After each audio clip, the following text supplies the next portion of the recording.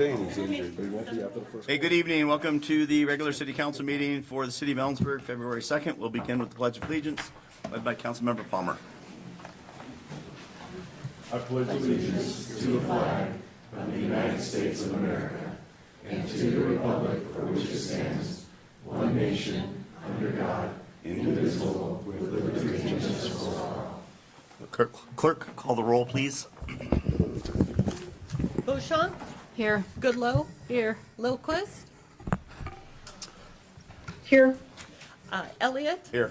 Miller? Here. Palmer? Here. Thompson? Here. Okay. There are no proclamations, awards, or recognitions, so we'll move to approval of the agenda. But before we do so, is there anybody on council or in the audience that wishes to remove an item from consent agenda? Seeing none, let's go back to a motion for the approval of the agenda. Mr. Mayor, I move for approval of the agenda as presented. Second. Motion second to approve the agenda as presented. Is there any discussion? Hearing none, all those in favor signify by saying aye. Aye. I too will vote aye. Opposed? That motion passes. Now we're on to consent agenda. Mr. Mayor, I move approval of the consent agenda as presented. Second. Motion second to move consent agenda. Is there any discussion? Hearing none, all those in favor signify by saying aye. Aye. I Aye. too will vote aye. Opposed? That motion passes. We move to item 6A, but we're going to insert just a quick message from one of the DEI commission members, and then we are going to consider DEI commission appointments. Thank you, Mr. Mayor. I want to briefly talk about the process that the commission uses to select members for our committee.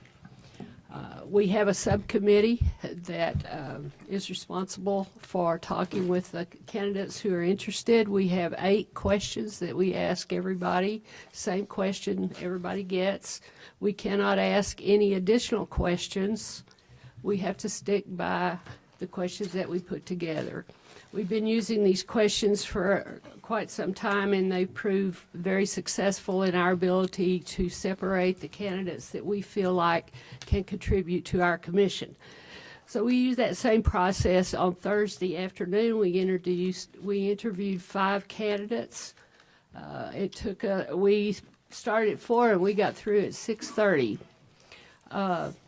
We agreed to meet on Friday to discuss our decisions and make a decision, because we wanted some time to think about all of the applicants and their responses. We met Friday, and during the time we finished on Thursday night and we met Friday, one candidate dropped out of the selection. So the questions that we respond to help us understand who supports the commission and the work that we do, that they have a clear understanding of our mission and the purpose for us in our community, that they have the connections in the community that they can bring to the table in conversations and work that we do as a commission, and that they have the skills and talents that can strengthen the commission and the work that it does. The 3 applicants before you tonight are the ones that we've recommended for this round of discussion. We believe all 3 of these candidates are strong and interviewed very, very well on all of these questions. They provided strong answers. They all have excellent connections to the community. They understand what we're all about. They have talents and skills that will help the commission in the work that we do. So that's what I wanted to say about the process and why we have the 3 in front of you that we do. I want to talk a little about Mr. St. John and where we are with that conversation. I talked with Mr. St. John this afternoon on the phone. I offered him an alternative route to membership on the commission that would involve his participation in our meetings, coming and learning about the commission and what we do from the meetings. I offered the service and the conversation from myself and the other 2 members of the committee to him anytime he wanted to discuss anything. I invited him to the meeting tomorrow. He is considering the offer, but I have not heard from him as to whether or not he's going to accept that offer. And that's where we are with our process at this time. Okay, thank you.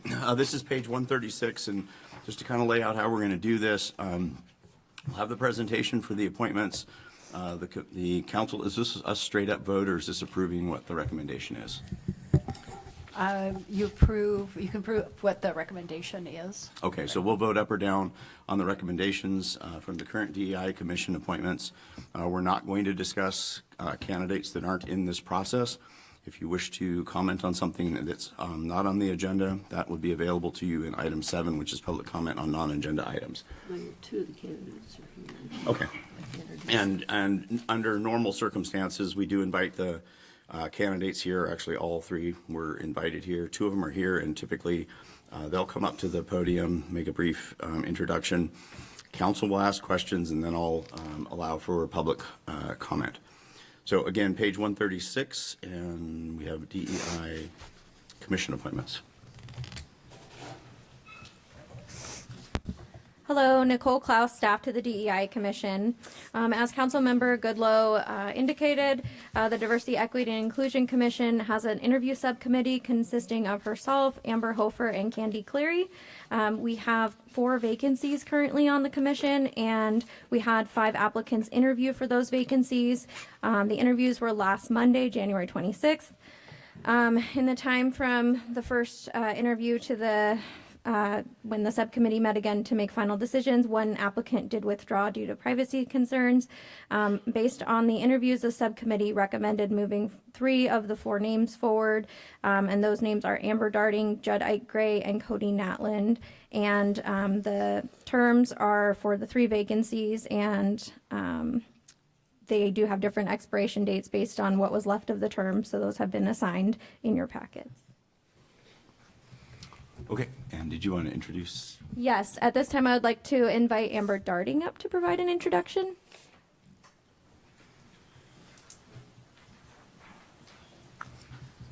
Hello. As Nicole said, my name is Amber Darting. I grew up in Kittitas County and have been a resident of Ellensburg itself since I was a college student starting in 2001. The reason I'd like to be on the DEI Commission is because I want to help ensure that Ellensburg is a place where everyone feels like they belong, can set down roots, build their families, and live a really good life. Thank you. And hang on just a sec. Is there any questions of Ms. Darting? Thank you. Thank you. I'd like to now invite Judd Ike Gray up.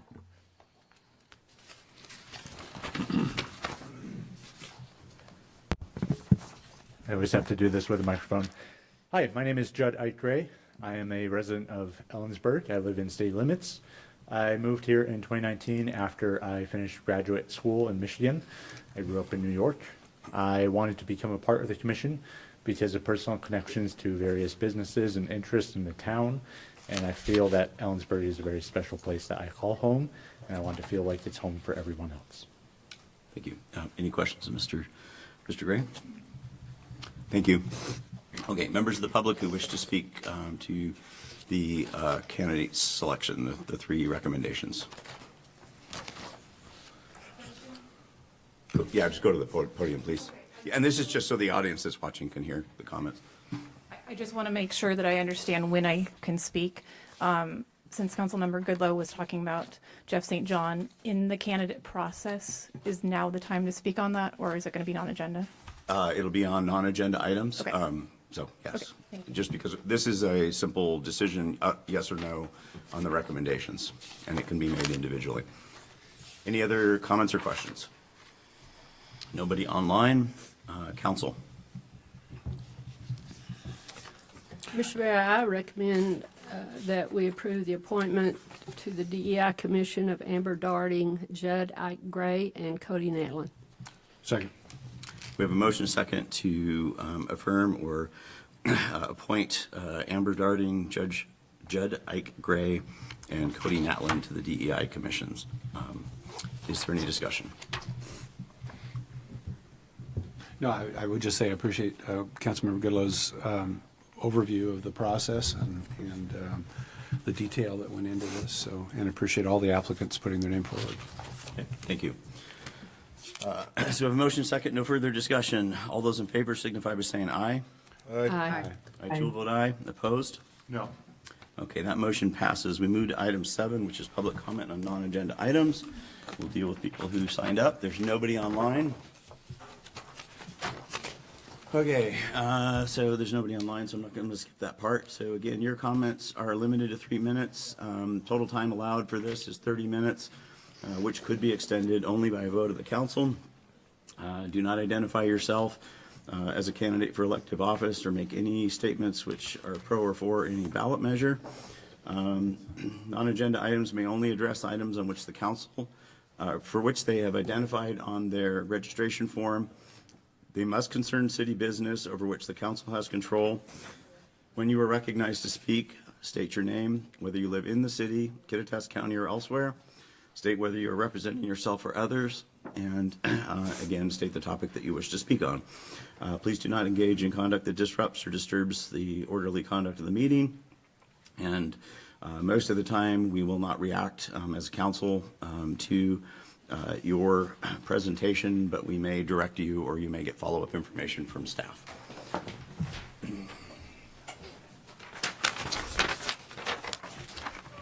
And we have Mr. Kelleher on housing.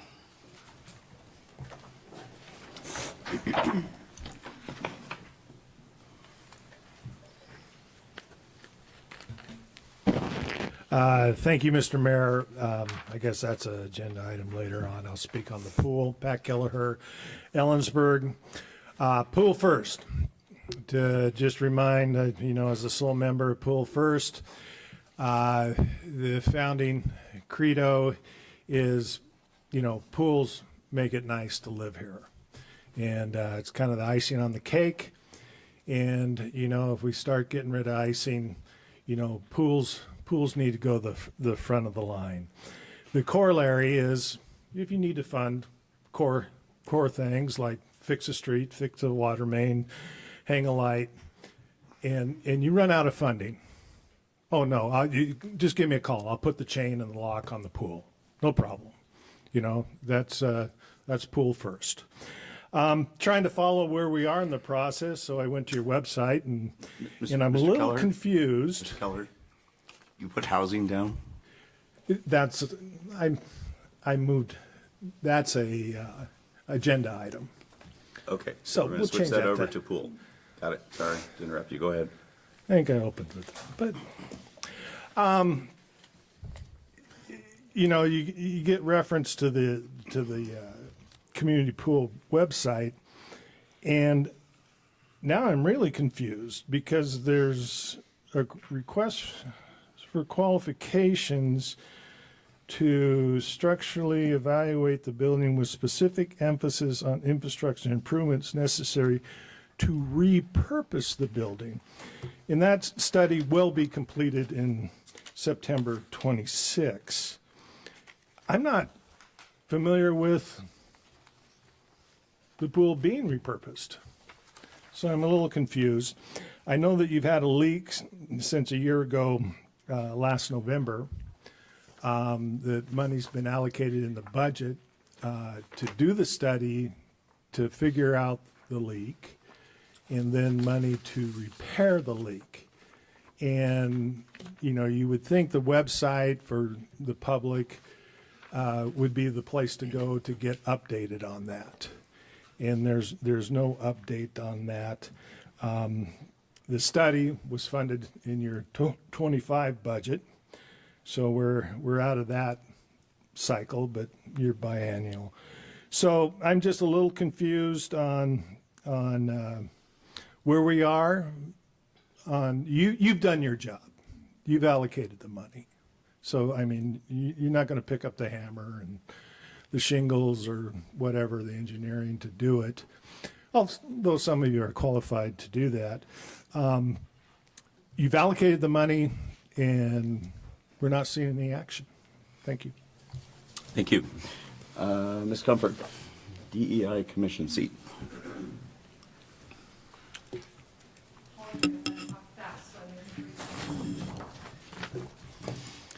Good evening. My name is Candace Comfort. I'm representing myself, and I live in Kittitas County. As the DEI Commission asks Council to confirm appointments for 3 out of 4 vacant commission seats, I question why they didn't select a 4th candidate who applied, as they still have a vacant seat. That candidate has lived in Kittitas County for 32 years, which is more than the 3 other candidates combined. For 20 years, he worked for CWU PD, where he encountered people of all types, helped resolve conflicts, and kept them safe. This is something the DEI Commission is looking for, as stated in Ordinance 4871 under 1.88.020. It says, the City Council shall ensure a mix of commission members who have skills or experience in ... law. It goes on to say the Ellensburg City Council will seek to attract members that are interested in diversity issues, can respect different viewpoints, are action-oriented, and have personal experience that will provide them empathy and community understanding regarding issues of diversity, equity, and inclusion. This candidate absolutely meets those qualifications. This stand-up candidate also bravely served our country.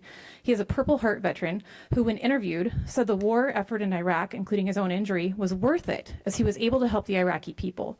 This alone shows his compassion for others, including people from other countries.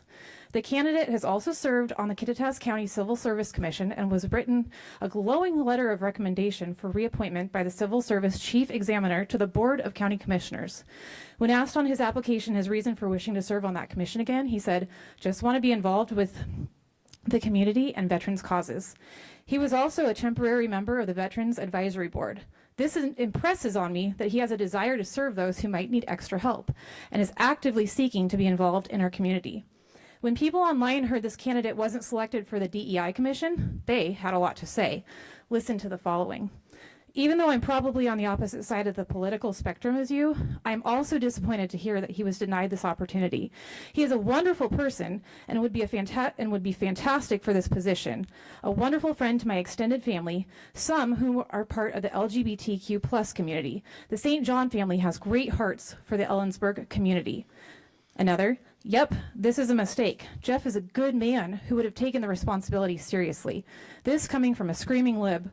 Community deserves an explanation.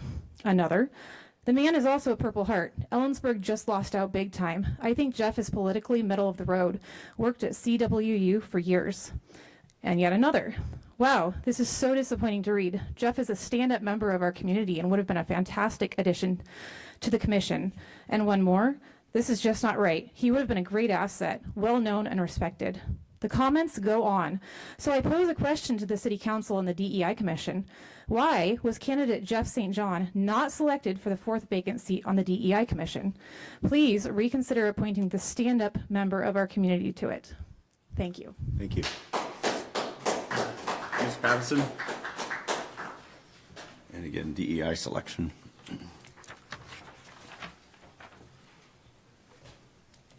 Not nearly as well spoken as Candace. Good evening, Council and Mayor. Jennifer Pattison, county member, and Ellensburg is my town too.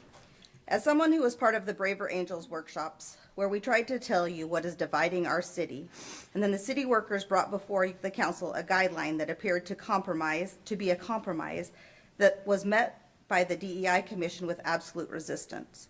At the Braver Angels, we told you, City Council, we do not feel there is any diversity or inclusion in the commission, as there is no one who represents the rest of the community.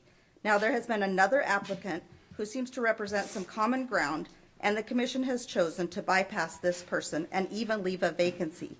Honestly, good luck ever getting another applicant that represents conservative values, and I feel like this is exactly what they want. They choose people whom have not lived in Kittitas County long enough to have deep connections to the valley. My youngest daughter, although I heard that this gal over here lives here longer than what she had said on her application, which she did say this was her 2nd time here, but my youngest child has lived here longer than all 3 of the chosen applicants combined. Braver Angel Workshop did nothing but allow you, City Council, to embolden the power of the commission. The commission used empty promises of inclusion, but instead picked people who they are friends with or the pastor of their church. They only pick people in their circle, and there is no diversity, equity, or inclusion when you pick from a select group of like minds. Thank you. Anybody else wish to speak? Okay, thank you. We'll move on to item 9A, which is page 145 in the packet. This is second reading of ordinance 4978, which would amend the city code chapter 2.07, which deals with the disposition of surplus personal property. There will be an opportunity for public comment and potential approval.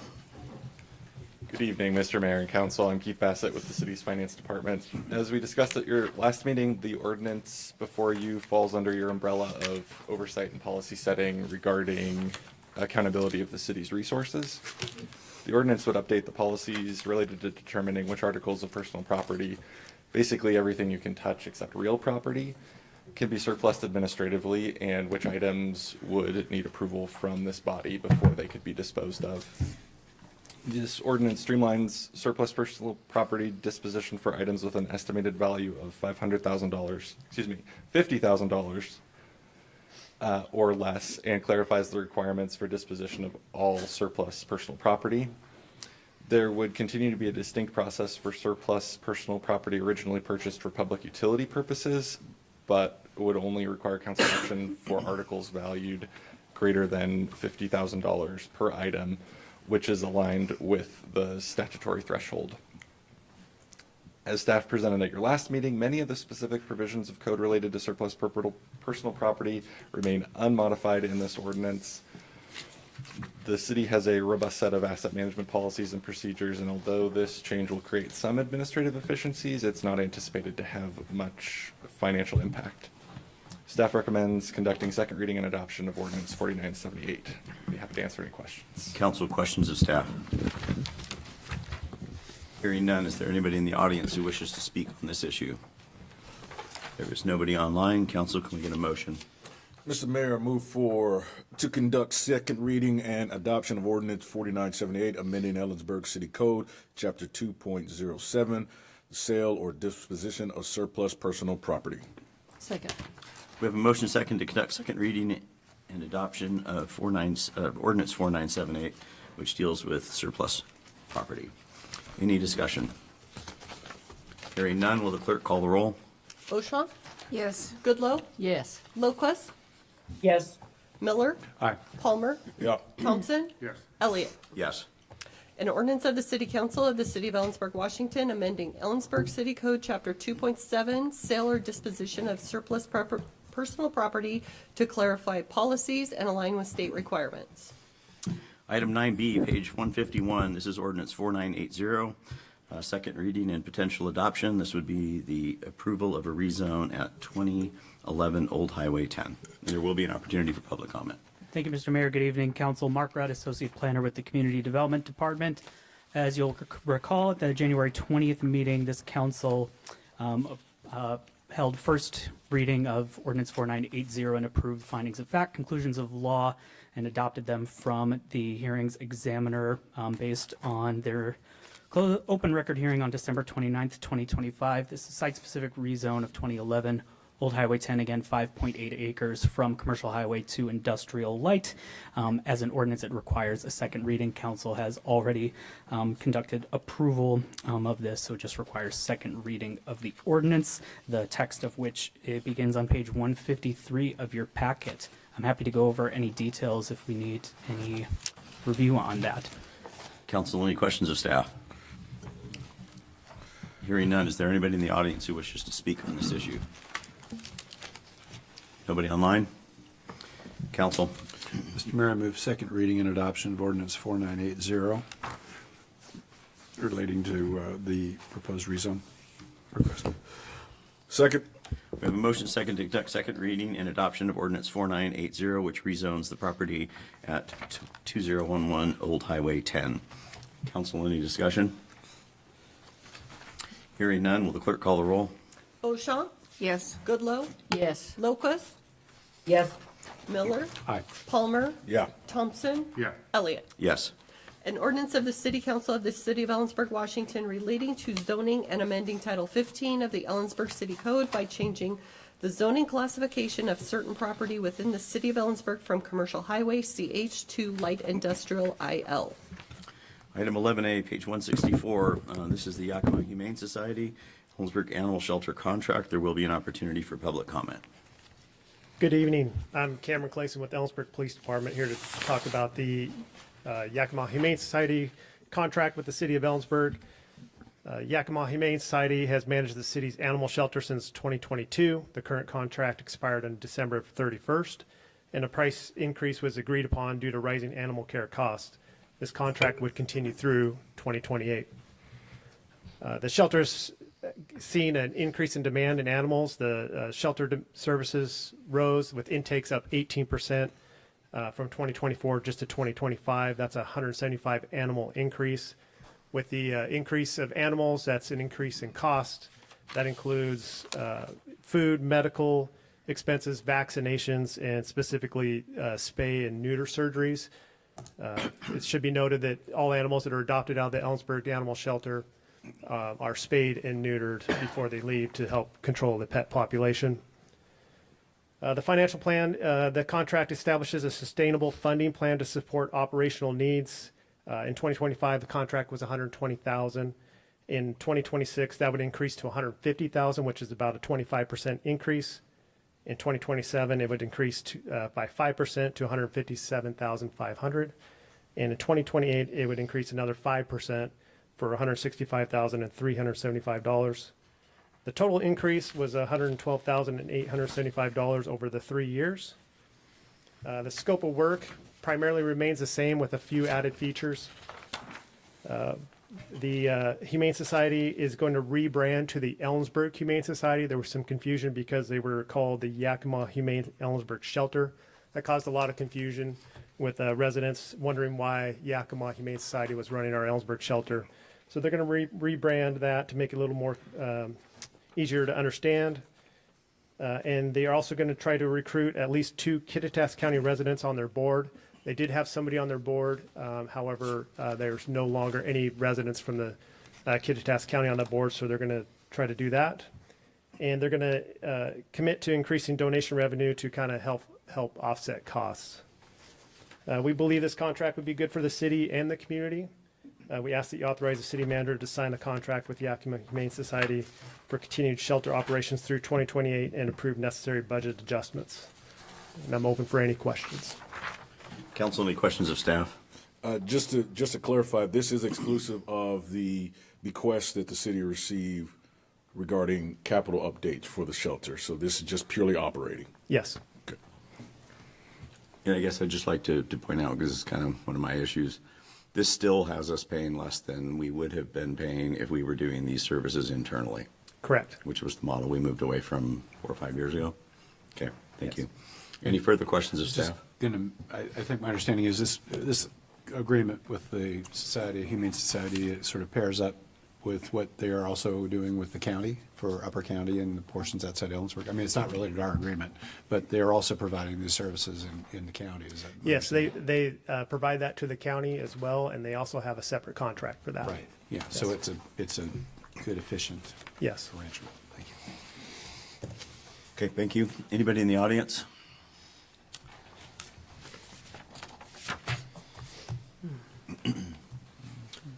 So unless otherwise, just same rules, 3 minutes.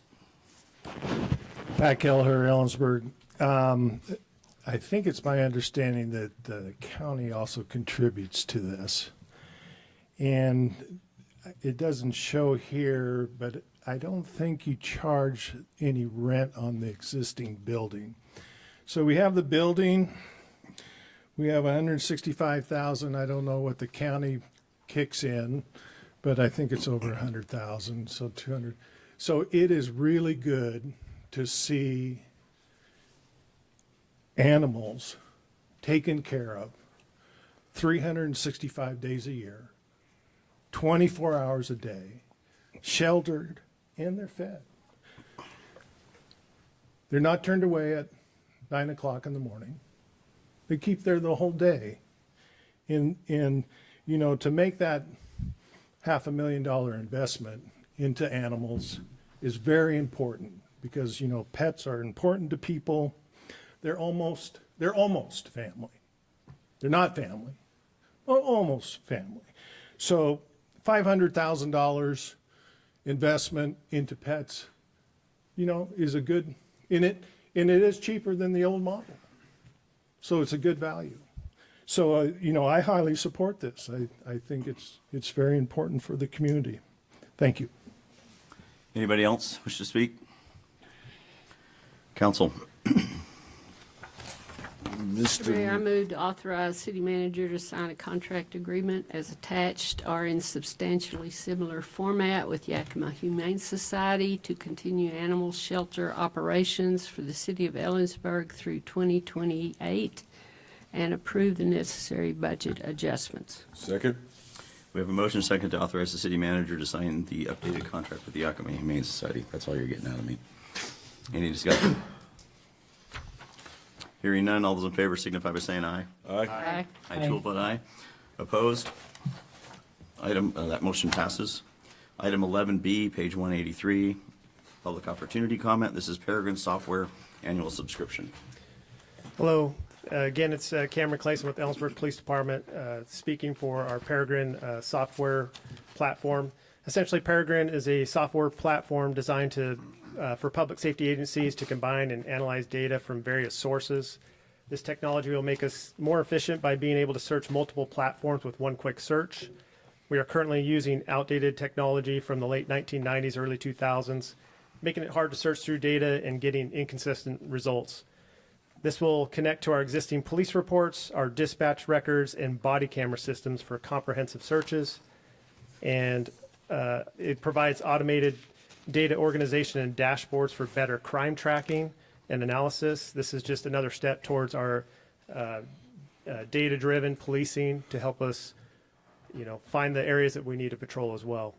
I have online with us is Mac Larkin, who is a representative for Peregrine, and he has a presentation to provide. Go ahead, Mac, if you can hear us. Yep. Am I coming through okay?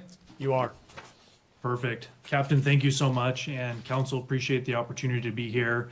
My name is Mac Larkin. I'm a senior account executive here at Peregrine, not too far down the road from y'all, just based in Spokane, Washington. And so with permission, I have a few slides that I can run through and give a little bit more detailed overview of what our platform is, and then hopefully save a few minutes to answer any questions that council has here. And so I'll ask for the obligatory, can you see my screen okay from the group? Yes. Perfect. So little background on Peregrine. Our platform and company was actually based out of a police department mid-sized department of about 100 sworn just outside of the Bay Area. Currently, we operate in 26 different states, serving about 350 different law enforcement organizations across the country. And over the last year or so, we have brought on about 12 different law enforcement agencies here in Washington State, including Spokane County Sheriff's Office, who has been using our platform live for about a year. You can see some of the big agencies we work with there, but we're also working with departments as small as 8 sworn across, I believe, 3-4 different states as well. And as Captain mentioned, at our core, what we are is a data integration platform. And to emphasize his point, really law enforcement today has the opportunity and ability to use more different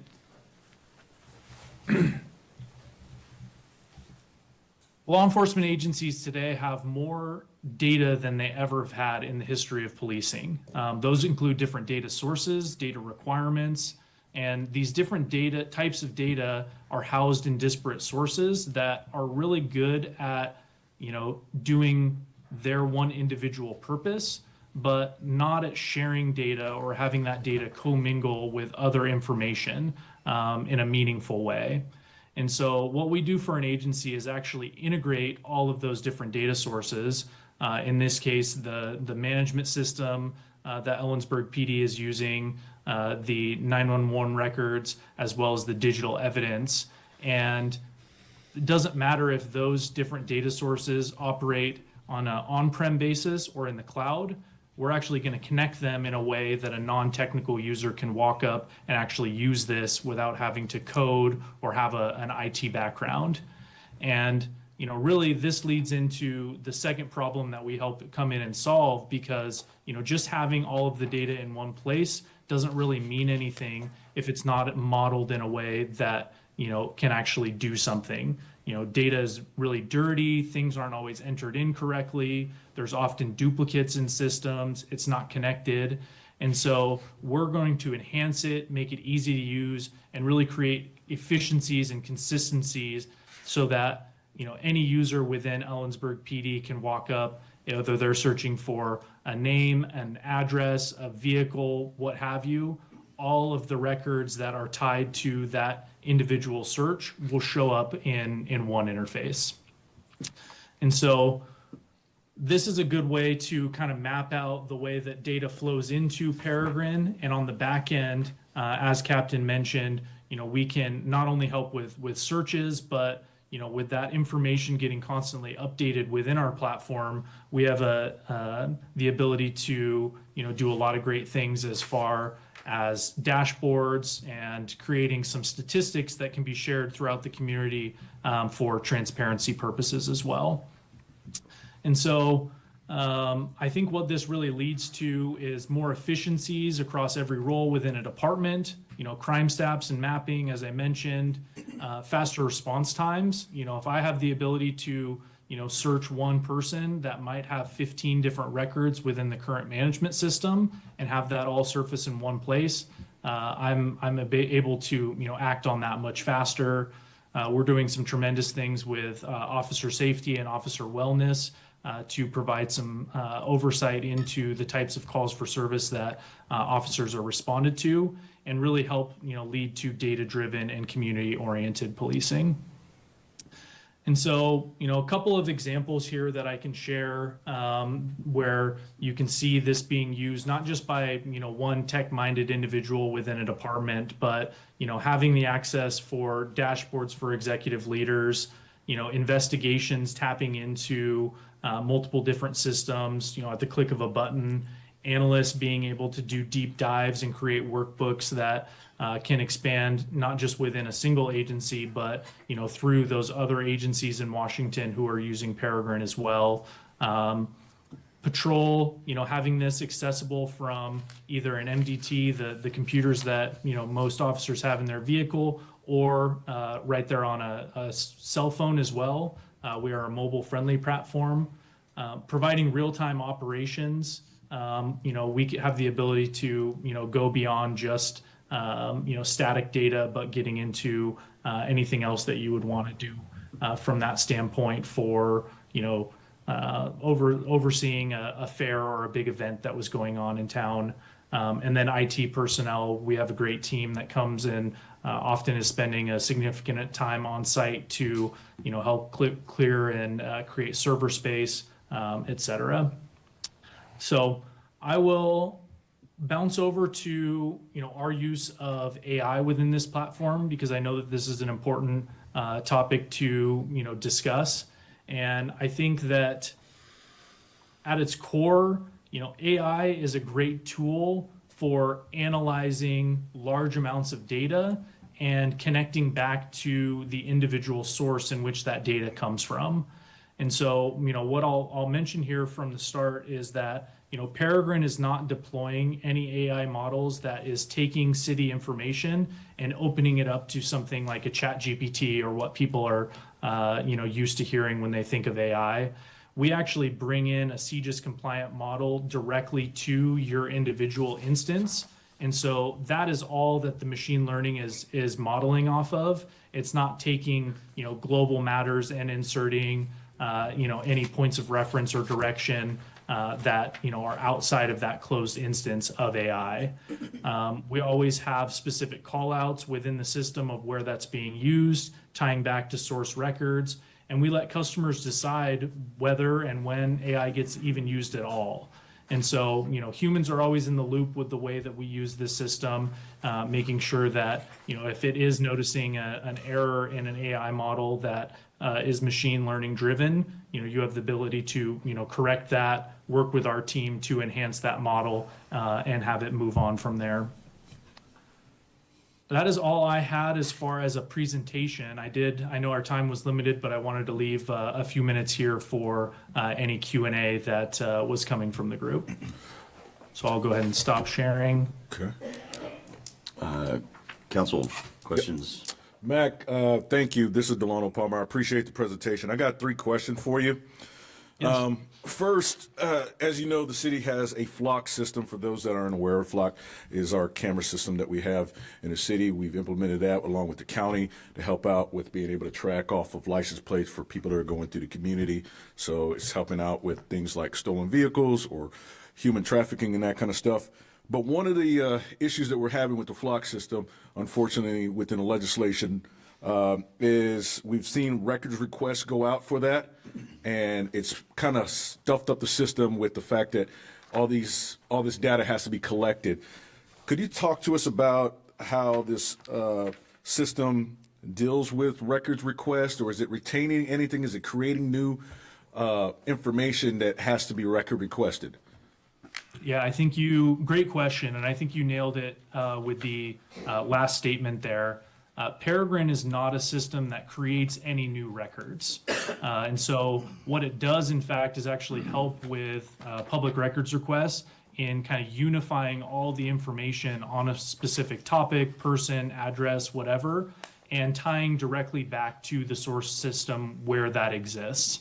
And, to be clear, the use and integration of flock cameras is not something that we are looking to include in the current scope of work with Ellensburg PD. Awesome. 2 more questions. So if you could, just for a frame of reference, you talked about the normal response for accessing all this manual data. Do we know how much time it usually would take on a scenario basis average it would take for you to pull those resources to get together? Is that a single FTE? Is that multiple FTEs?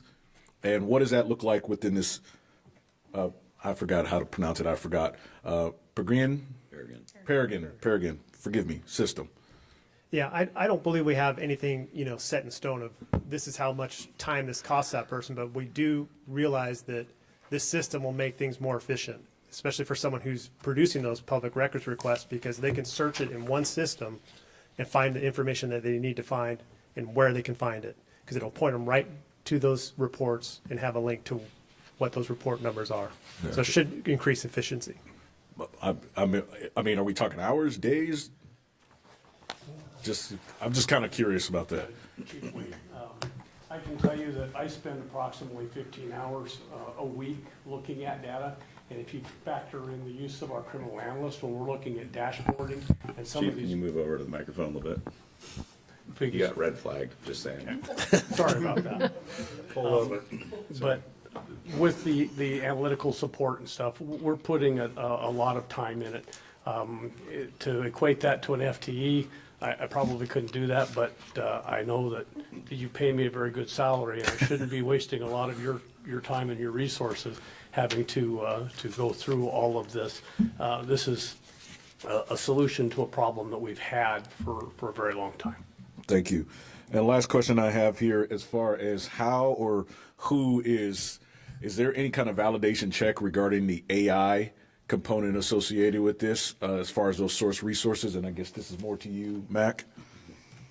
Absolutely, yes. With every function where AI is deployed, there is a way to go in and have an actual human being spot check all of those things. Typically, when an agency goes live with Peregrine, they have a power user that we are constantly QAing the data that feeds into our platform throughout that process. So it is going to know, any officer accessing the data is going to know exactly where that's coming from. All right. Thank you, Mac. Thank you. Any other questions from council? Anybody in the audience wish to speak to this issue?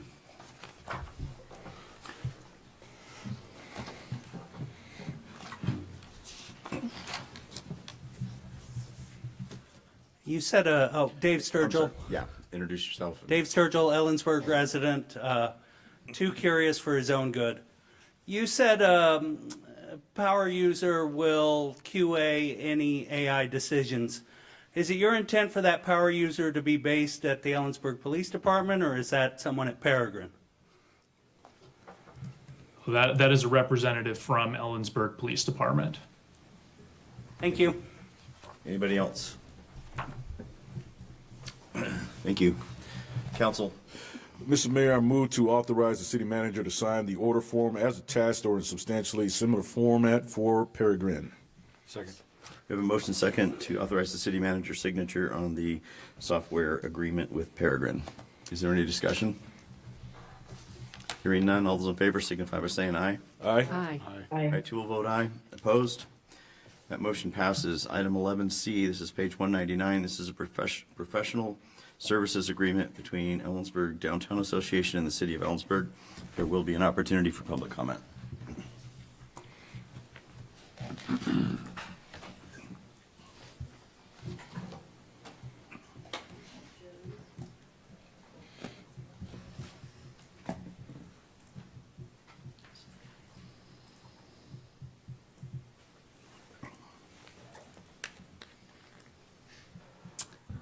Good evening, Kelly Vandenberg, City of Ellensburg Arts and Economic Development Manager. Thank you, Council, for taking the time tonight. I'm very excited to talk about tonight's topic of our downtown association. Downtown associations create vibrant communities that are engaged, and the Ellensburg Downtown Association plays a vital role in the economic development and growth of this region. The Ellensburg Downtown Association continues to expand their partnership with the City of Ellensburg. They are a key stakeholder in the Ellensburg Creative District, in the Kittitas County Economic Development Partnership, and they continue to support the city by supporting and promoting our city news and events throughout the downtown. And you will, in just a few minutes, see how wide that report goes throughout our community. It goes well beyond just our downtown members into our regional community at large. The EDA has two paid staff members and have cultivated an incredibly strong volunteer network, averaging over 650 volunteer hours per quarter to support EDA programming and engaged community within our downtown. It is my honor tonight to introduce Teresa Chanes, who is the Executive Director of the Ellensburg Downtown Association, and she will give you her annual report as an Ellensburg professional partnership. Thank you. Good evening, Council. My name is Teresa Chanes, and as Kelly said, I am the Executive Director of the Ellensburg Downtown Association. Let me see, how do I put this in present or move to the next slide?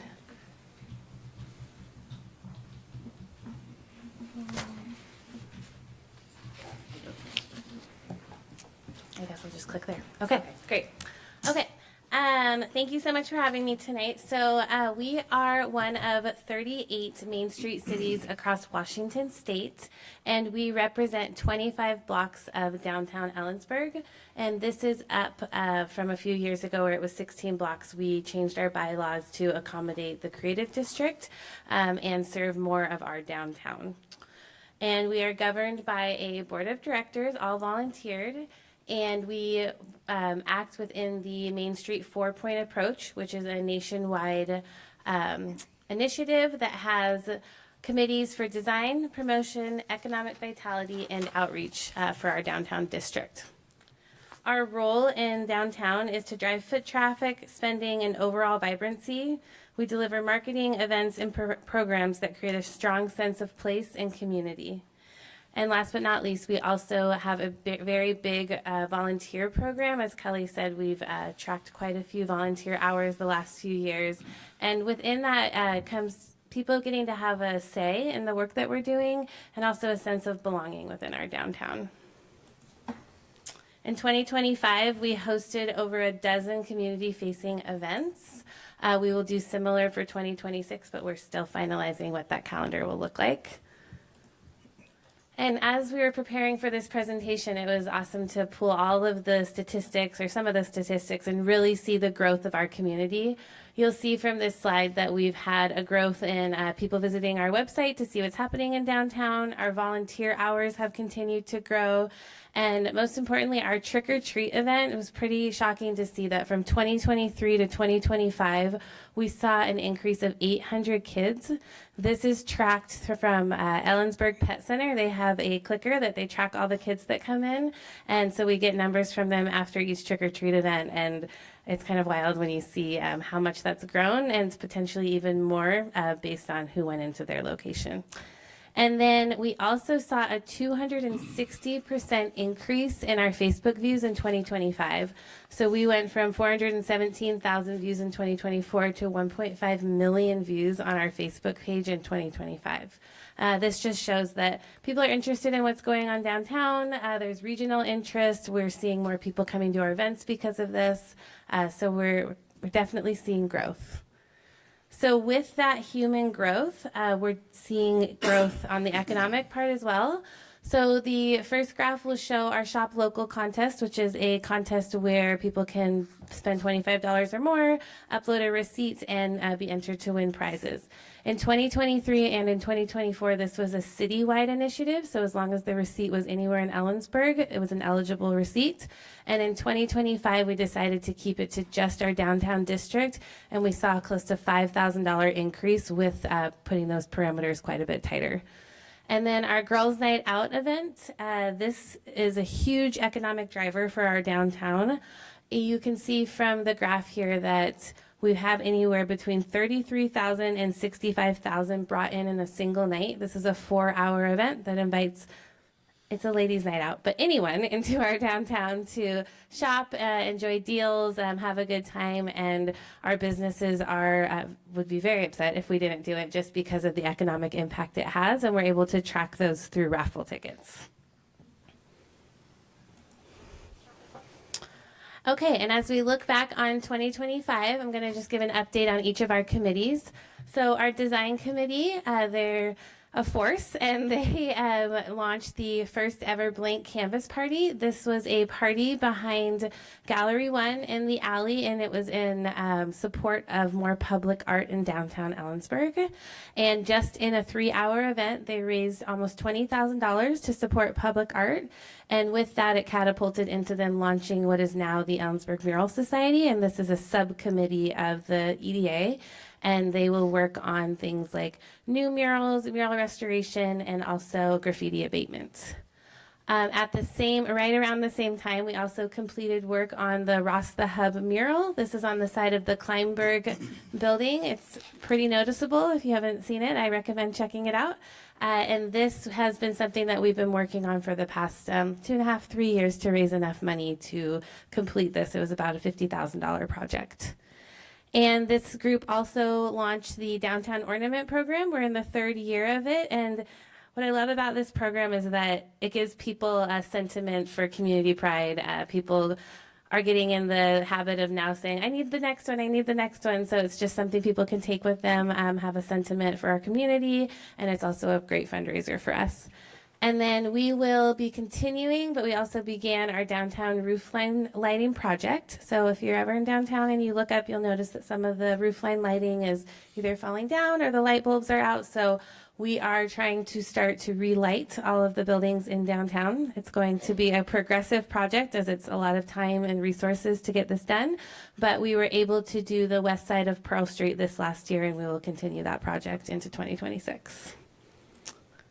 Our Economic Vitality Committee, they are responsible for focusing on business support and economic resilience. In 2025, they awarded $12,000 in microgrants to 8 downtown businesses, and we hope to continue that program and grow that program so we can give out more money to our downtown businesses. They host the Ellensburg Night Market, which welcomes community members and micro businesses into downtown during what would be a usually slower night of the week. And in years past, they've hosted a open storefront tour, but this last year we had to cancel it because most of our storefronts were occupied, so not a bad problem to have. And our promotions committee, they are responsible for our night out series. So as you saw from the previous slide, we've had a very successful girls' night out. We also added in the last 2 years our Wildcat night out. And this is encouraging students to come into downtown. What I love about this event is we get students that come down and they say, I had no idea this shop was here. I had no idea this restaurant was here. So really just trying to hone in on that town and gown relationship and also just have more student engagement in our downtown. And our outreach committee, they are responsible for welcoming our new volunteers. As you saw before, we have an increase in volunteer hours every single year. So thankful for them to bringing in new volunteers and welcoming them. They also help to recruit businesses to participate in our Main Street Tax Credit Incentive Program. This is a program where businesses can keep their B&O tax dollars local here to Ellensburg. It's only eligible for Main Street communities, and we have the chance to get $333,000 for Ellensburg. So it's a huge program that we appreciate all the help we can get championing this. So we're thankful for them. And they also help to just make our downtown businesses feel well by doing an annual downtown awards event. And this year we were so happy to honor the Unity Park as our Heart of Downtown Award.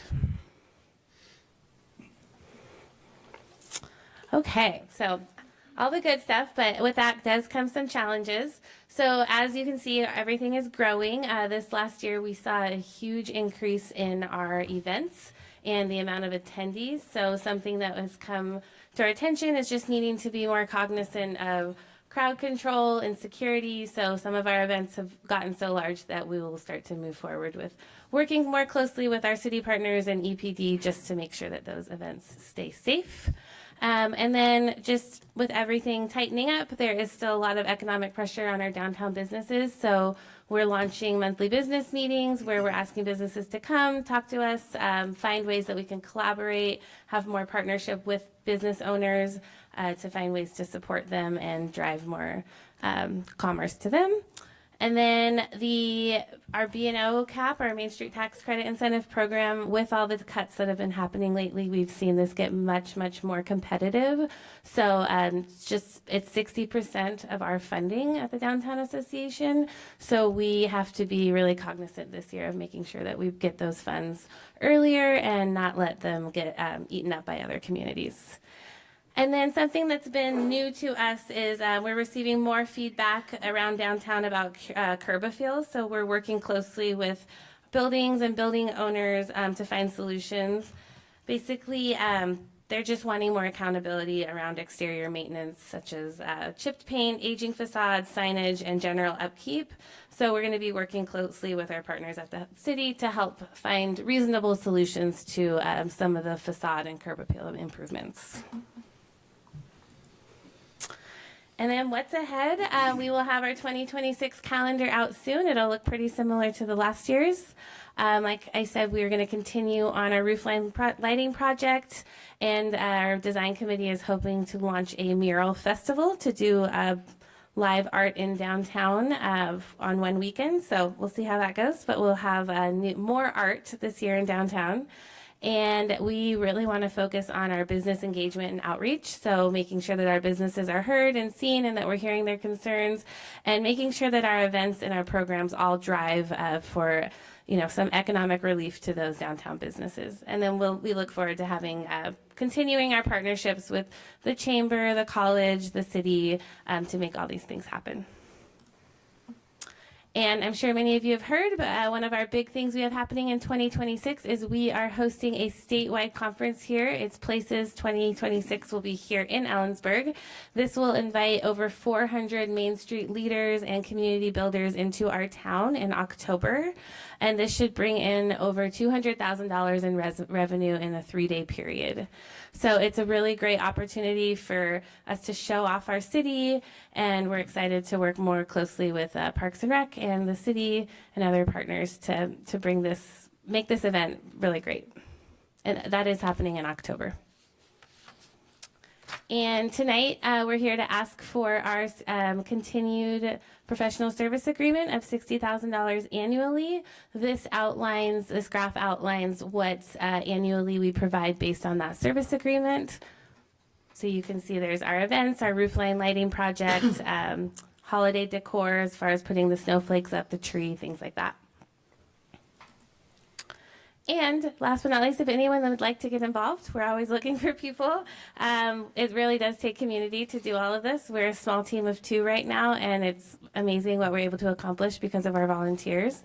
So we just invite people to come and have a seat at the table and help us get some things done. Do you have any questions? Council.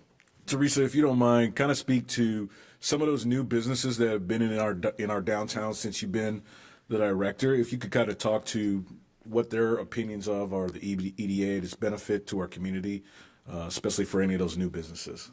Yeah, absolutely. Let's see here. We recently welcomed Bonsam on Main Street, and just, I guess, having the support of us being able to share things on social media, go in there and talk to her, have her being involved in things like Girls Night Out, some of our programming has really been able to give her visibility. And every time I've walked in there to see how things are going, everything's exceeded her expectations as far as sales and where she expected to be.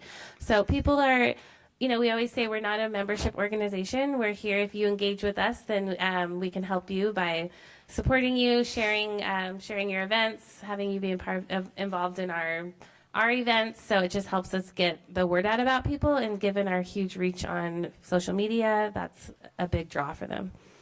And then as far as that Places event, what can the community, if there's folks that are interested in helping out, specifically with that event, because that's a big event. Yeah. Is there anything specific that you would like to put out there? Yeah, we will definitely, as we get closer, we'll be in need of volunteers for the event. So there'll be things for people to check people in, make sure people know where they're going. A lot of people maybe haven't been to Ellensburg, so letting them, people to guide them around. We'll also be doing a call for session speakers. So if anyone has a background or a knowledge or something that they feel like they could run a session on that has to do with community building or marketing or historic preservation, things like that, we'll be putting that call out, and I'm sure it will end up in all of your inboxes to provide information on that. And then just in the meantime, we're going to be doing an extra cleanup day to get ready for it. If you have any ideas on some beautification projects you'd like to see done, it's always a hands-on, and that's how we get things done. So please come talk to us. Thank you. Any further questions? A quick question. I was curious, and this may be a question, Teresa, for you or for Kelly. I see you're behind you there. The expansion of your boundary, to include, you mentioned including CWU. I know one of the unique things about our creative district is it incorporates CWU, and that was a big differentiation between other communities. But I was curious, does the entire campus fall? Do you have is your boundary specific to correct me if I'm wrong, Kelly, but the creative district has a few different boundaries, right? Yeah. I was speaking specifically to the fact that you've expanded your EDA charge from 16 to 25 blocks. Yeah, so we still are not up to campus with that. So we are now from 7th to 2nd, whereas before we were 6th to 2nd. Okay. And then we also expanded to the west side of Water and the east side of Ruby. Oh, I understand. So it still doesn't go all the way up to University. Yeah, that was my understanding of the geography. I think you opened with the fact that you expanded to include CWU, and I wasn't sure what that meant. Oh, I'm sorry. Our EDA goals. Goals. Yeah. That's fine. You got me up to speed. Thank you. Yeah. Anything else? Questions, comments? Just anybody in the audience? And there's nobody online. Thank you. So, council, we need a motion. I'm going to abstain from this because I'm on the outreach committee. Okay, Mr. Mayor, I move to approve the city manager's signature on the 2026-2027 professional services agreement between the Ellensburg Downtown Association and the city of Ellensburg. Second. We have a motion second to authorize the city manager's signature on the 26-27 contract or agreement with the Ellensburg Downtown Association. Is there any discussion? So can I, since I directly benefit from the things that they do professionally, can I vote on this? Yes? I think so. I mean, it's not directly from them, but just the events and things that they do. So, okay. Okay. Any further questions? Hearing none, all those in favor signify by saying aye. Aye. I too will vote aye. Opposed? Abstain. That motion passes, and thank you. Thank Sorry you. for that. Item 11D, this is an interlocal agreement for IT services with Kittitas Valley Fire and Rescue. Good evening, Mayor and council members. I'm Jim Gaben, IT Director for the City of Ellensburg. Before you is an interlocal agreement with the city and Kittitas Valley Fire and Rescue. The city first entered into an ILA with KBFR back in 2012. It was renewed in 2015, and we're asking to update it and renew it now in 2026. The renewal is an update to the cost allocation. It has, we've included in it ownership of records and public records request. We've refined the scope of work, and we've provided more detail about how the cost allocation works. And we've included a data sharing agreement. So we ask that you authorize the city manager's signature on the interlocal agreement and future annual adjustments to the cost allocation. Thank you. Any questions from staff? Anybody in the audience? Council. Mr. Mayor, I move to authorize the city manager to sign the interlocal agreement for IT services between the city of Ellensburg and KVFR and future annual adjustments to the cost allocation. Second. We have a motion second to authorize the city manager's signature on the interlocal agreement for IT with Kittitas Valley Fire and Rescue. Any discussion? I will just say, as a fan on both sides of this agreement, yes. Yeah, I appreciate the work that went into this. I think it's Yeah, pretty our IT important. was a Thank you. mess before 2012. No longer. So, thank you. All those in favor signify by saying aye. Aye. Aye. I too will vote aye. Opposed?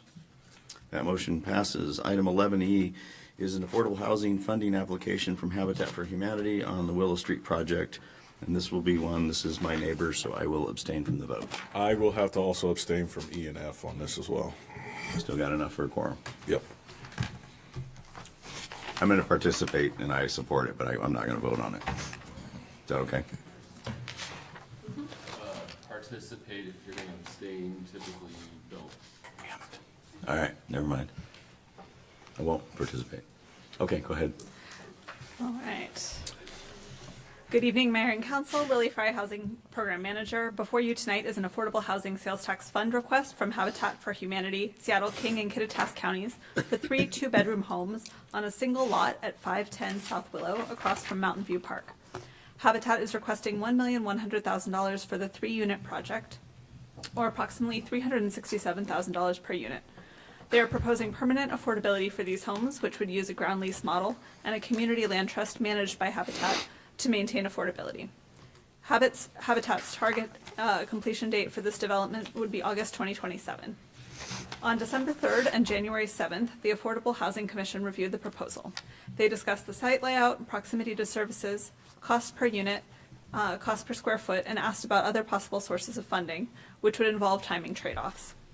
Ultimately, the commission voted 3-2 to recommend the project to council for full funding based on availability of sales tax funds for this project and the Oddfellows project that will be presented as the next agenda item. As of the end of December 2025, a total of about $2,800,000 was available in the Affordable Housing Sales Tax Fund. Staff recommends authorizing the mayor to sign the letter of intent and directing staff to develop an affordable housing agreement with Habitat for the Willow Street project. Marie Sprengler and several Habitat SKKC team members have joined us to present their project proposal and answer any additional questions you may have. I will pass it to them.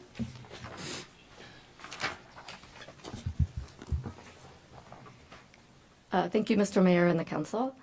My name is Marie Spangler. I'm the project manager of the funding team for the Habitat Seattle, King, and Kittitas counties. My colleagues, Alicia Bonney, he's our director of homeowner services, and Stephanie Bowman is our area director of Kittitas County. And you might be hearing from my colleagues online. We have John Gilliland, our chief impact officer, and Liz Beebe, our associate director of public funding. I'm very excited to talk about this project tonight. My daughter goes to Central, and she also works at the Boys and Girls Club in Kittitas, and she's really been thriving being a part of this community. And so I'm really grateful to have the opportunity to give back and hopefully contribute to the work being done on affordable housing here. Okay, just a little bit about Habitat and our program before we get into the Willow Street project. Here is a look at where Habitat fits into the broader spectrum of housing providers. We focus on permanent, affordable housing for people with steady and reliable incomes, but who still face barriers to stable housing and may be locked out of a traditional market.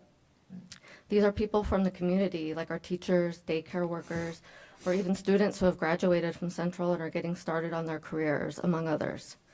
With the help of public funding, our goal is to give them the opportunity to stay in the community and build equity.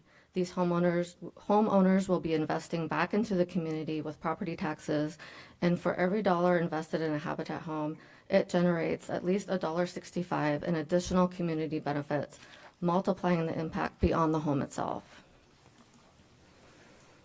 At Habitat, we use a land trust model to ensure permanent affordability for future generations.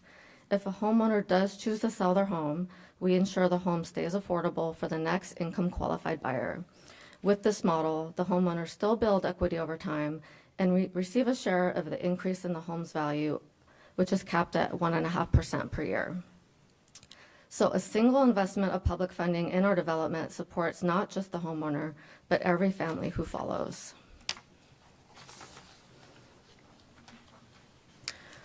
Our homeowner services department looks at the following criteria when selecting homeowners.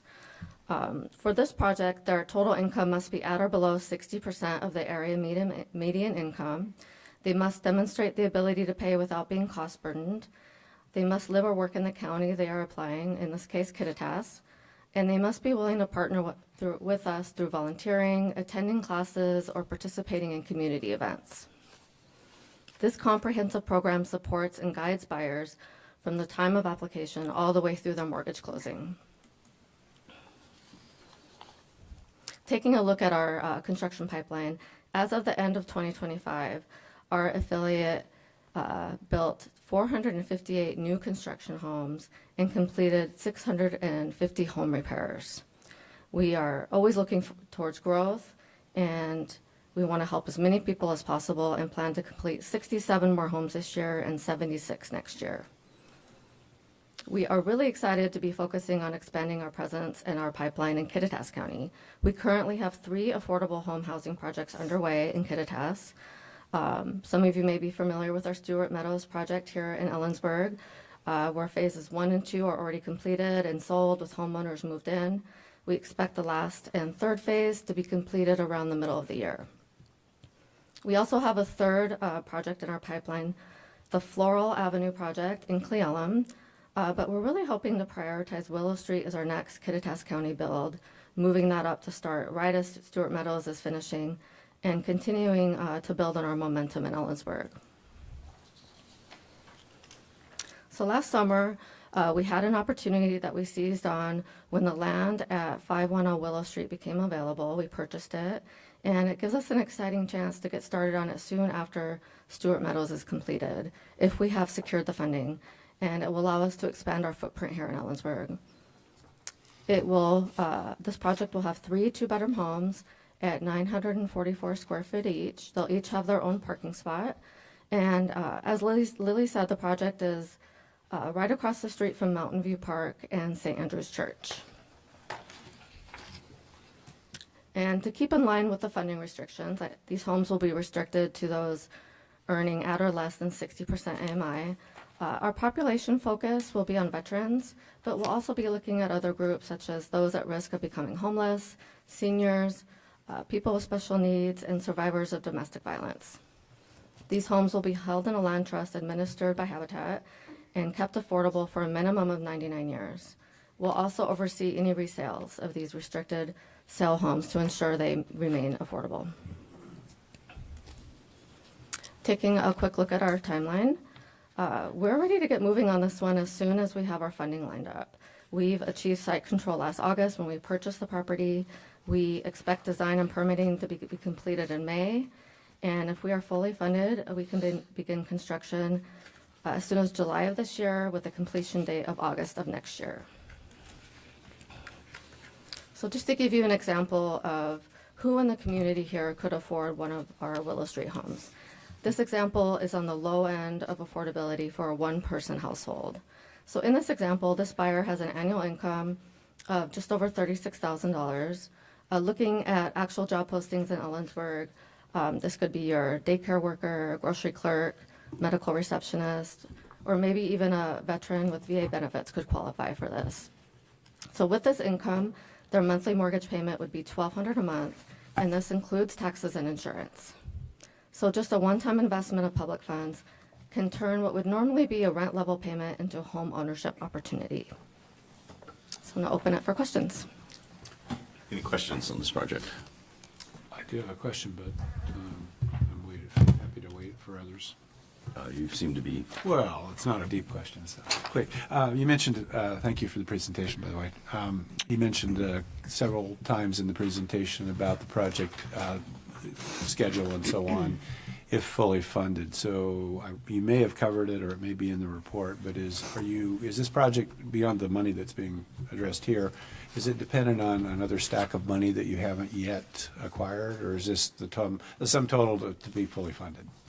With this amount that we're requesting tonight, it would be fully funded. Okay, great. Thank you very much.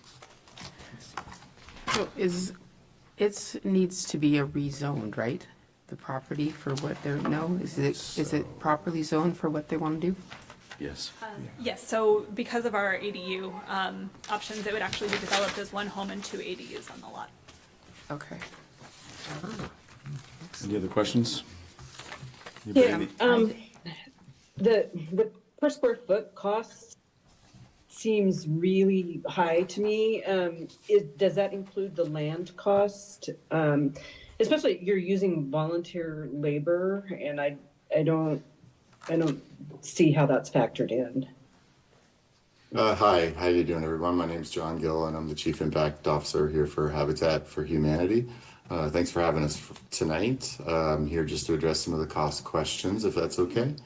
Absolutely. That overall cost does include our acquisition costs, which is something a lot of folks in the private and retail world don't put in their costs, but it also includes a bunch of other things for this project that might be different than normal, things like prevailing wage, which we'll be paying for this project for the labor force. And a volunteer strategy to build doesn't save us any money. At the end of the day, I've learned we have to supply the labor to lead those volunteers, plan for those volunteers, and execute safely with those volunteers. And the deliberate nature of that engagement and that safety underlying that volunteer workforce tends to offset any perceived savings you might see.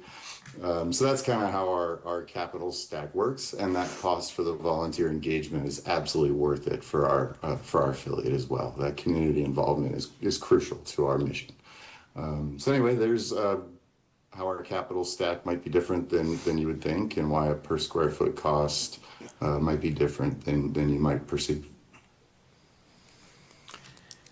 Any further questions from council? I just wanted to say thanks for that response. Thank you. Yeah. Anybody in the audience?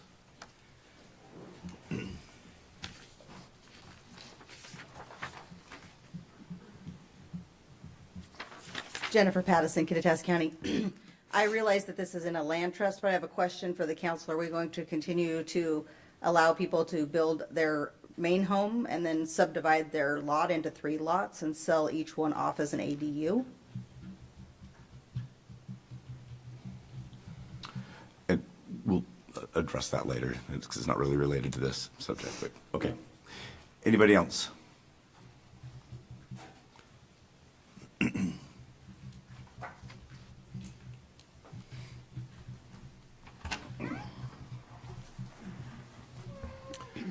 Pat Kelleher, Ellensburg. I'm a little confused on the structure of this. Unit cost being $591. Okay, and they showed a $200,000 mortgage, and then they showed somebody making under the 60 medium income. 60%, I think, is for a three person is about 58,000 a year. They're showing 35,000 with a 1,200 mortgage payment for that person. That's like 40% of their income towards housing. It's still, how do you make up the difference between what they're paying in mortgage and what Habitat has invested? And maybe it's donations or whatever.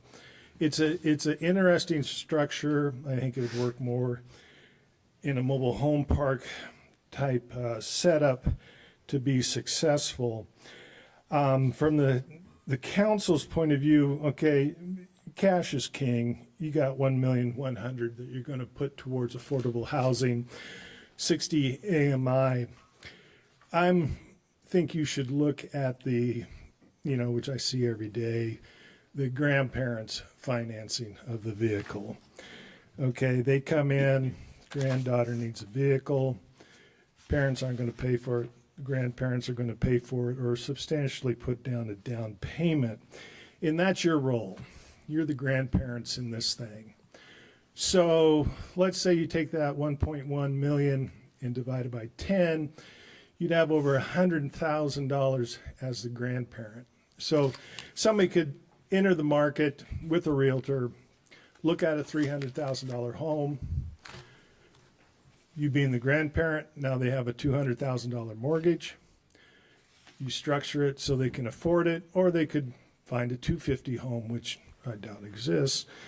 And they could live in it for 3 days or 30 years.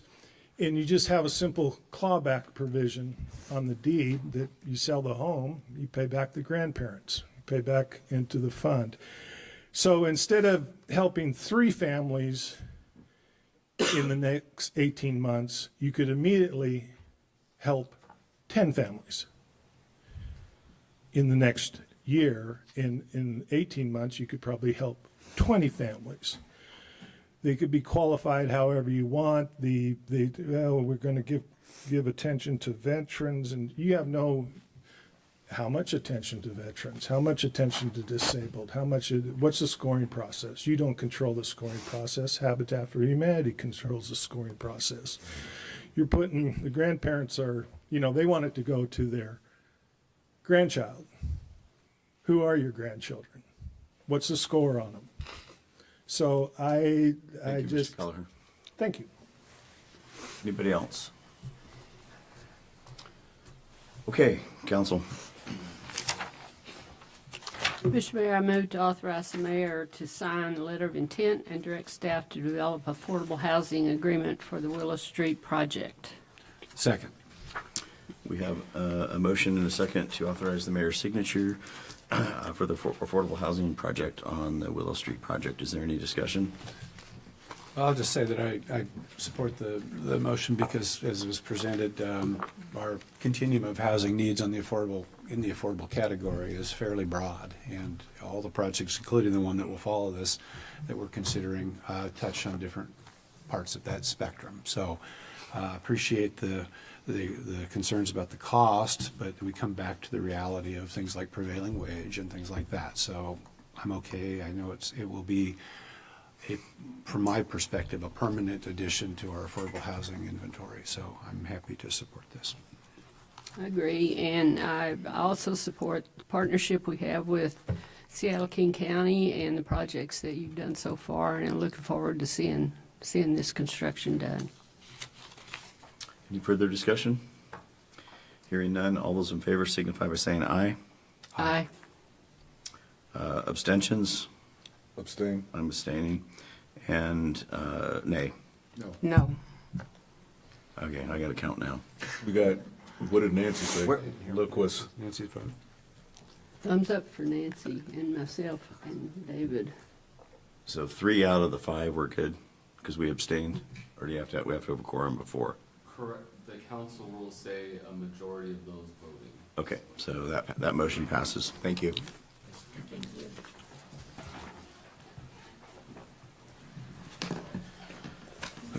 Sorry that I'm the neighbor, so I didn't vote. Okay. The next one up is item 11F. This is page 259, affordable funding application for the Oddfellows Lodge, number 20, housing project. There will be an opportunity for public comment.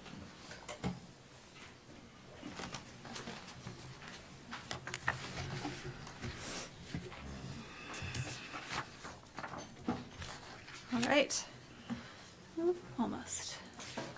All right, so before you tonight is an affordable housing sales tax fund request from the Oddfellows Lodge number 20 housing project. The Oddfellows and their partner, the Office of Rural and Farm Worker Housing, are proposing a 24-unit rental development, 12 one-bedroom units and 12 two-bedrooms for the first phase of the project, with additional units foreseen with future fundraising on the 10-acre property. They plan to serve veterans in 12 units, and all units would be reserved for households with incomes up to 50% of the area median. The proposed rents, $857 for a one-bedroom and $1,113 for a two-bedroom, based on 2025 figures, would be suitable for their target income levels. The project is requesting $1,200,000 for the 24 units, or $50,000 per unit. The estimated total cost per unit is about $358,300.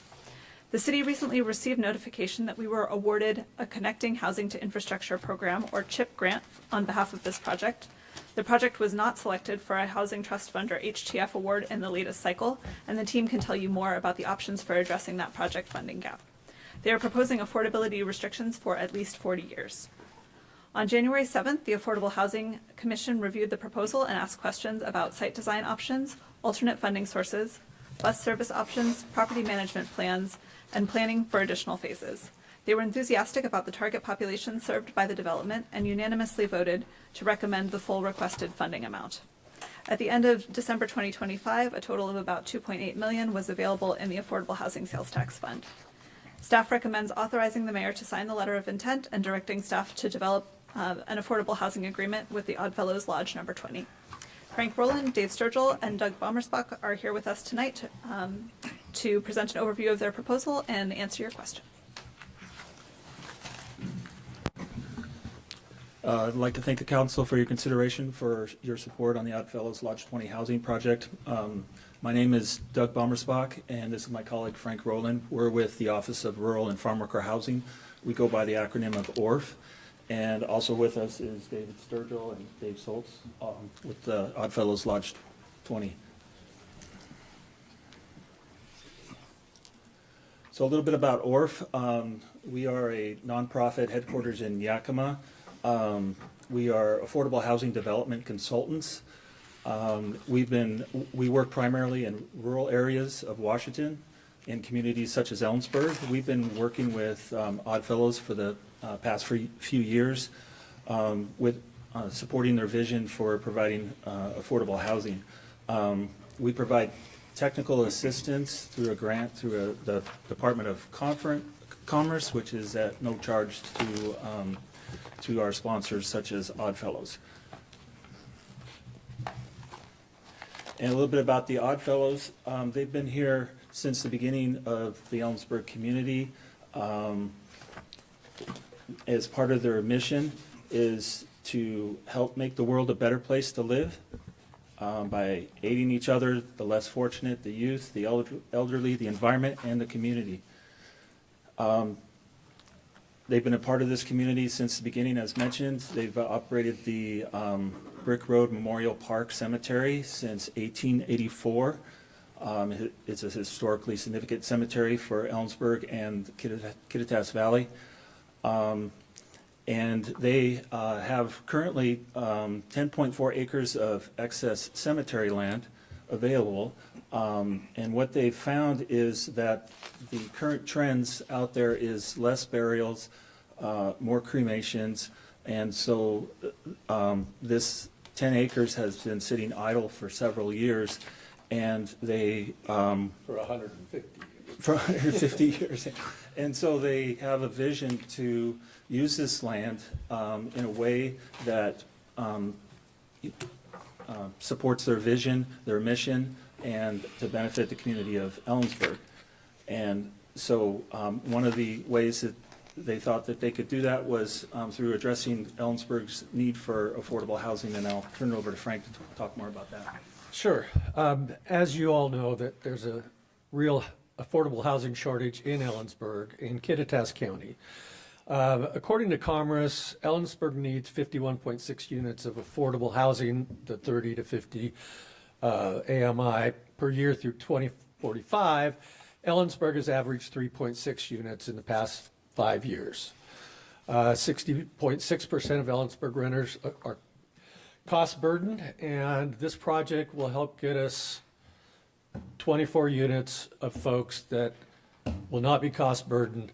You know, these are workforce housing, veterans housing. Let's see here. And so, yeah, the vision of the Oddfellows Lodge 20 housing project, as we mentioned, is to use the excess cemetery land to address the needs of the community. And developing and providing this housing aligns with their mission. And it's not unprecedented for Oddfellows to provide affordable housing. There are currently about 20 Oddfellows housing projects throughout the country. I'll also state that this is going to extend utilities on Fenning, which I think is a city priority. So I think this kind of self-explanatory, just the benefits of affordable housing. This is a great spot. It's close to amenities, yet it's also kind of at the edge of the county or country, which gives it kind of a unique flavor.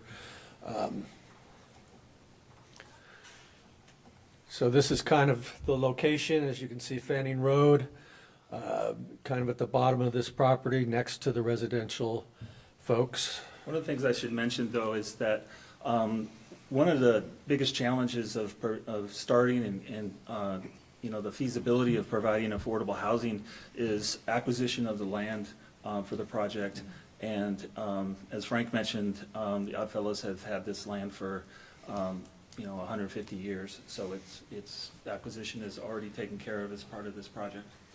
Well, I think too, you see just the Oddfellows, you know, they have every reason to make this a really nice place that lasts a long time.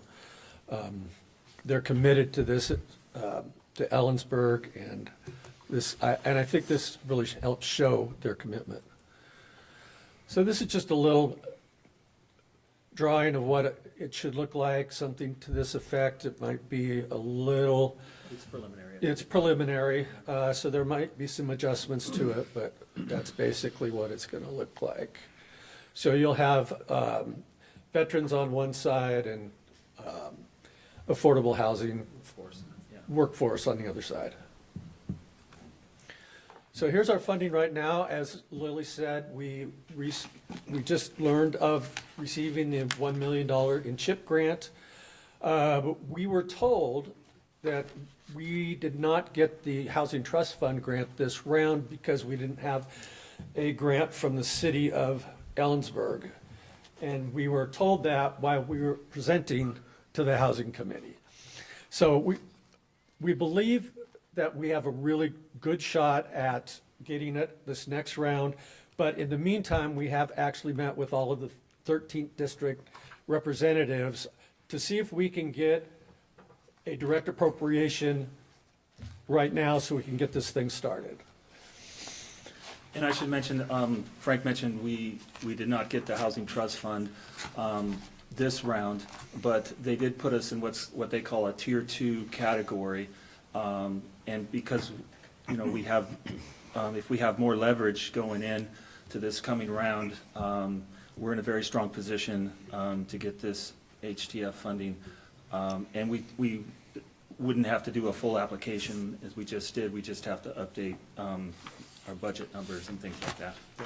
And I will say, we just met with the legislators, again, from the 13th last week. All were very positive about this, want to look into this.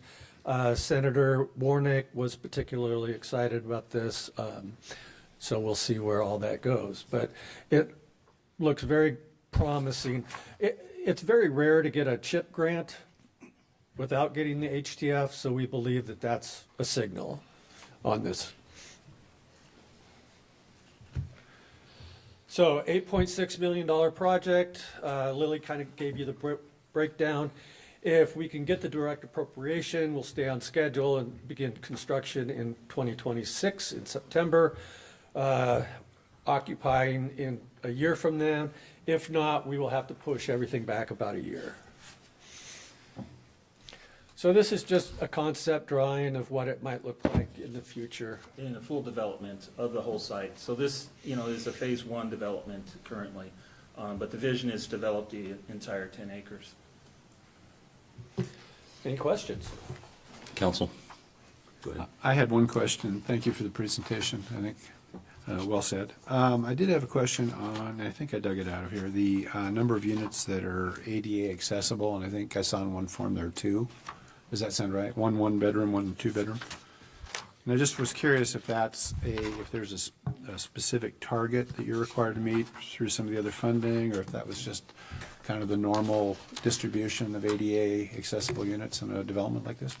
I'm Dave Sturgill. I'm a resident of Ellensburg, and I'm here representing the landowner, the Oddfellows Lodge. I'm also a disability advocate of more than 20 years with a spouse in a wheelchair, so I've been doing a lot of ADA stuff. One of the reasons we selected our architect, Stickney Murphy of Seattle, was that they had designed Sperling Court here in Ellensburg. And as I toured those when they first opened, I saw that almost every unit had wide hallways, low cabinets, and could be easily converted to ADA. We are going to do 2 ADA units each on the ground floor because that's what the ESDS, the statewide Sustainability Construction Code, asks of us. But one of the reasons we picked this architect is they will design units that can almost all be converted to ADA quite easily. Yeah. Well, thank you. I kind of made the assumption that something like that might be the case, and certainly the ground floor units are primed for that. So thank you for that. Anybody else? Anybody in the audience? And nobody online, council? Mr. Mayor, I move to authorize the mayor to sign the letter of intent and direct staff to prepare an affordable housing agreement with Oddfellows Lodge number 20. Second. Motion second to authorize the mayor's signature for this affordable housing project and to direct staff to draft the agreement. Any discussion? I'm really excited about this project. I'm on the County Affordable Housing Committee, and we've visited with David a number of times in the last 5 years. I know of his dream and his vision, and I'm really excited to see this project come about. I would echo those sentiments. This is really cool, so thank you. Any other comments? Hearing none, all those in favor signify by saying aye. Aye. I too vote aye. Opposed? Abstain. That motion passes. Okay, we move to city managers report, page 302. Thank you. Good evening, Mayor and Council. Heidi Sternaway, City Manager. I will be brief. A few reminders in the manager's report. Don't take this personally. All right. One is a reminder that your council budget retreat is this Friday, February 6th. It is open to the community. It will be at Hal Holmes Community Center beginning at 8, and we will be done by 12:30. There are folks that have commitments right after that, and so we have a lot packed into that. So we'll have some snacks and beverages, and so and you have each been given a copy of the priority-based budgeting primer. If you want to do some homework, you're welcome to look through that. And we will be Mike Bailey, who is really the state expert on priority-based budgeting, will be joining us for a little orientation toward the end of that, and we'll have some activities for you to do as well. We have a flyer in the packet for Ellensburg Academy, and this is our community engagement program. It is scheduled for March 11th and 18th, and I don't have a Pool First hat, but I have an Ellensburg Academy hat, and so folks who attend will get a certificate, and they will be an expert, hopefully, in all things Ellensburg. And so a great opportunity to work with your neighbors and learn a little bit about our city services and city government as well. Do they get excuse me, do yes. they get a hat too, or is that you get not? You get a hat if you attend. I see.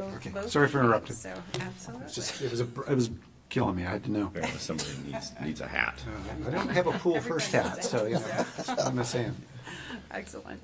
All right, and then just a reminder, I'm trying to provide updates to folks who present things or have questions, and so I'm just keeping folks abreast on activities for happening at the pool. And so, as council knows, we did commit dollars to designing the slanted roof for the pool. We did some minor repairs to that last fall, and my understanding is we haven't had any leaks so far this year.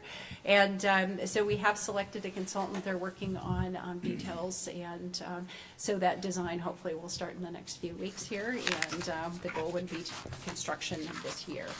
And let's see here, what else do we have?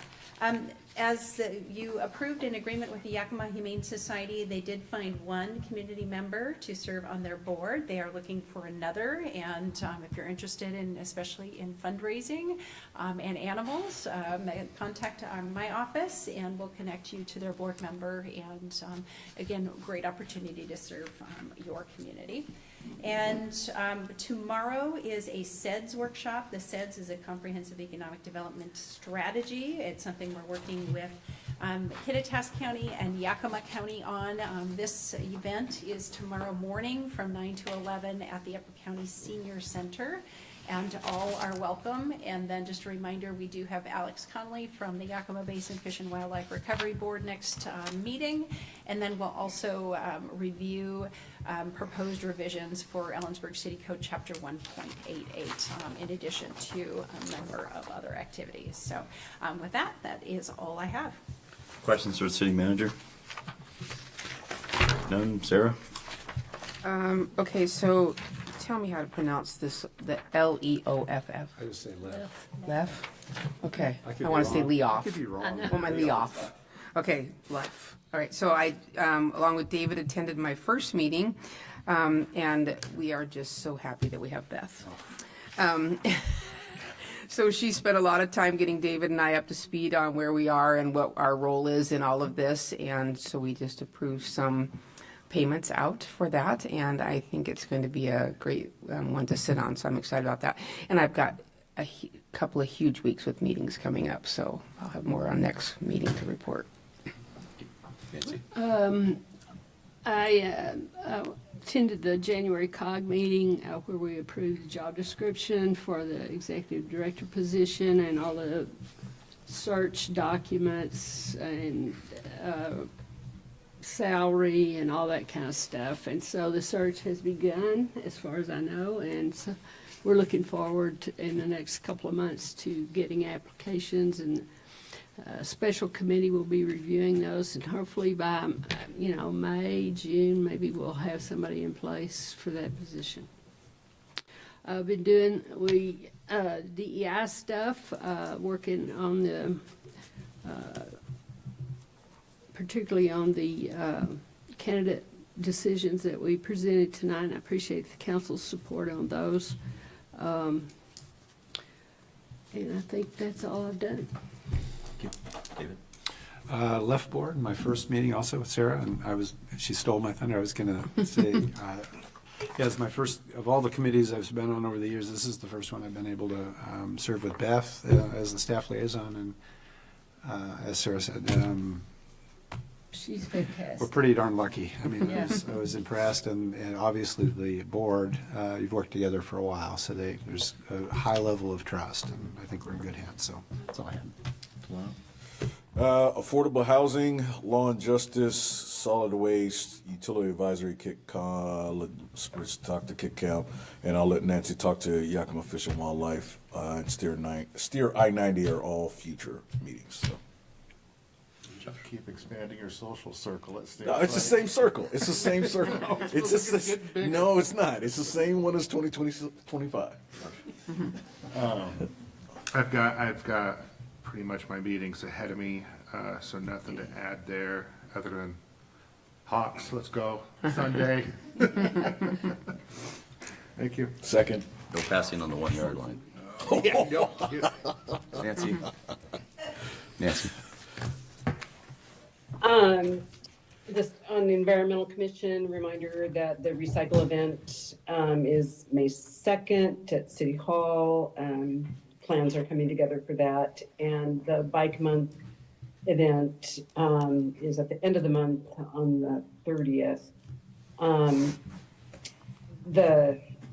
wanted to mention that there's a YBCC lecture on plastics in the Yakima River, February 24th at 6. And you can zoom into that or attend in person. The Recovery Board had a meeting. The request for grant proposals has gone out. Kittitas County needs a volunteer for the Citizen Advisory Committee. If anyone is interested in reviewing grant applications from a citizen's perspective, there's a separate technical group that reviews those. But contact me if you want more information about what that entails. There is a big project removing the causeway for Bateman Island that folks have been working on for a very long time. I'm told there is a bait cam, so you could like watch the causeway being removed by the big machines, if you were interested. And there will be a big celebration when this project is done in April. And I just wanted to say that the Yakima County folks have said, that there was potential for big floods at the beginning of the year, and all the work that and the investments that Washington State has made in floodplains by design, and the habitat work and the culvert work. The Yakima County folks at least thought that those investments really reduced the potential flood impact, the kinds of impact that they used to see. They're not seeing anymore because of those investments. So it's not just fish habitat, it all kind of goes together. So that's all for now. I'll need to request an excused absence April 20. I'm going to be teaching in California. So moved. Second. Motion second to approve my absence on April 20. Any discussion? Hearing none. All those in favor? Aye. Aye. Opposed? Thank you. A couple things. They're about to lay off 6,000 FEMA workers before the snowstorm at the East Coast, and the Southeast. So that got suspended. So FEMA's still around. The snowstorm or the layoff? The layoffs got suspended. Okay. Snowstorm. And I would start to keep an eye on the water supply. It is looking historically bad. So for us, and at least we don't live in Arizona. So with that, I will adjourn the meeting. No exec session tonight, huh? How did we get so lucky? No overtime. Thank you. Go Seahawks.